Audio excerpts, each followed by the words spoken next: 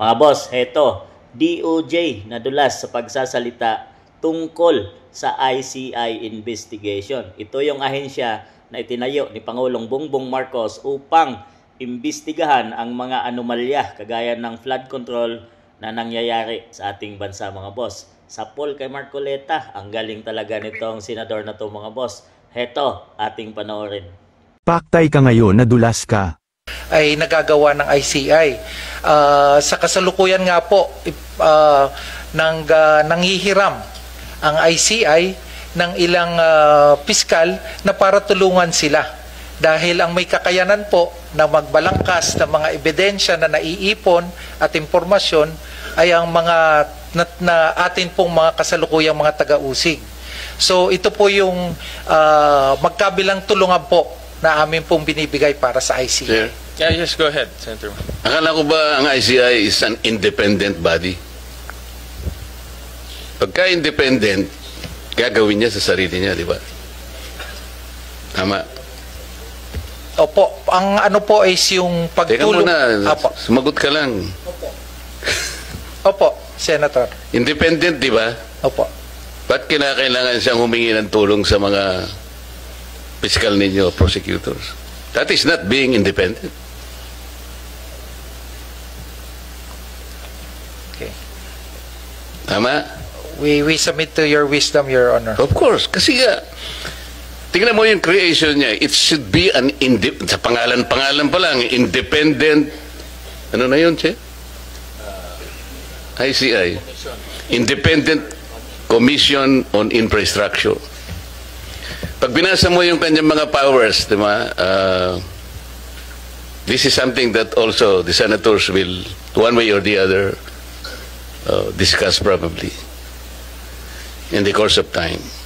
Sabi niya, upon request, it can obtain information from the House of Representatives, the Senate, the courts, the Ombudsman, and other authorities. So paano yun? Bakit ka independent? And dami mo namang nagre-request ka kung kani-kanino eh. Can the Senate refuse, for example? In observance of the separation of powers. Halimbawa, nag-request siya, address to the Senate President. Wala pa kaming choice. Because there are institutional boundaries.